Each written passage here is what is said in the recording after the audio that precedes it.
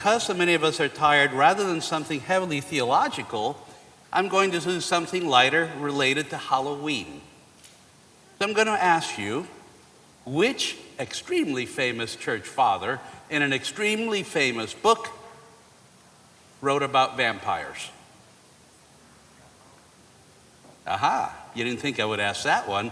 But since we're going for Halloween, I'll tell you that St. Nicodemus of the Holy Mountain, in the book called either the Pedalion or the Rudder, depending on who translated the title, wrote about vampires in a rather long footnote. Now, I'll get to that in a minute. Today is the Sunday of the Fathers of the Ecumenical Councils.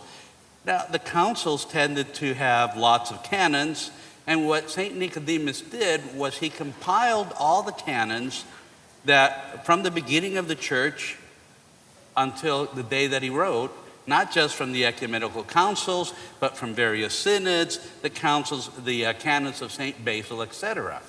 And it's in the 66th canon of St. Basil.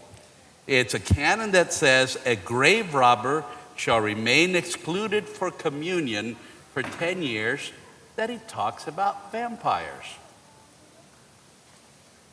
I will skip his full interpretation, as that would take too long, but after commenting that that canon still applies and giving a couple of examples of a monk and somebody else who were punished with the full 10 years, and the monk was deposed for having dug up a grave without permission, he goes on to say, it is fitting that we add in the present footnote how great condemnation those priests or laymen deserve who open graves in order, as they say, to find the vampires, as they call them, and put them to death.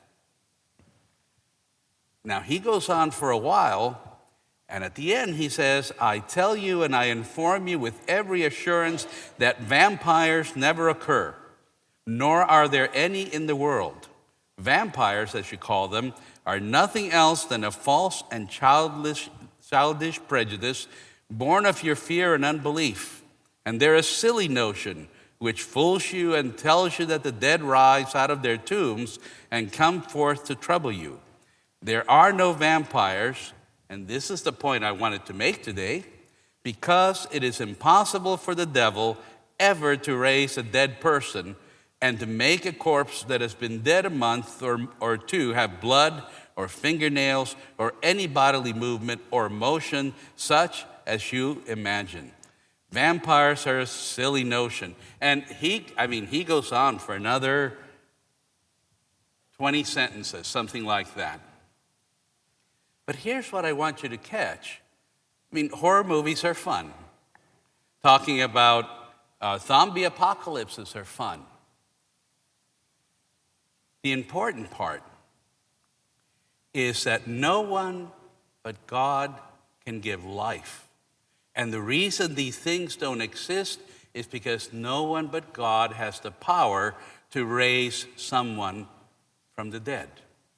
He later on includes ghosts, revenants, ghouls.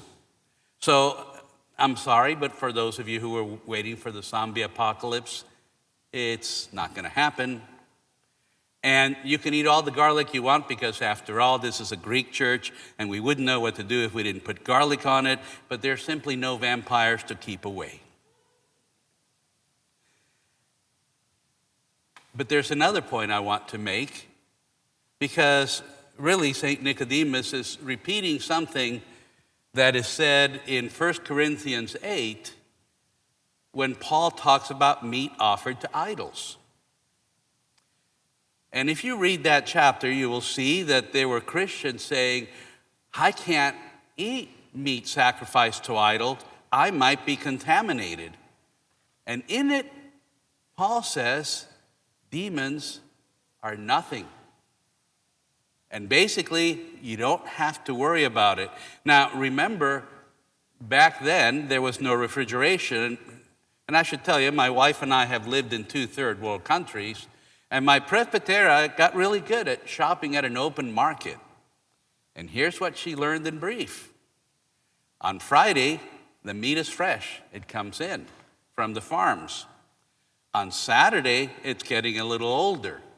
So the rich shop on Friday, middle class shops on Saturday, and by Sunday afternoon, that meat's been hanging there 48 hours with the flies, and it is the poor who buy the meat at the end of the day.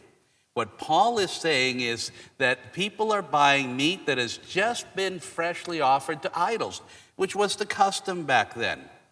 It wasn't a special offering. I mean, basically, everything that was slaughtered was offered to one of the gods of Greece or Rome. And he makes the point, just like St. Nicodemus makes, demons do not have the sort of power that can infect you simply because you come in contact that a demon with something a demon has been involved in. Paul, way back then, said, don't worry about it, eat the meat. Now he says, if this troubles your conscience, don't do it.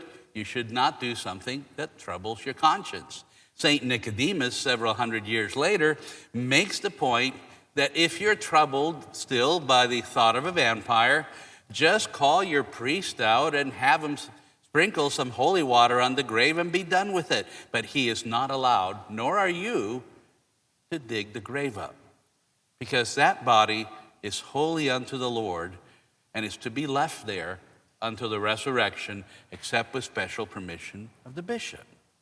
Now, why do I bring this up?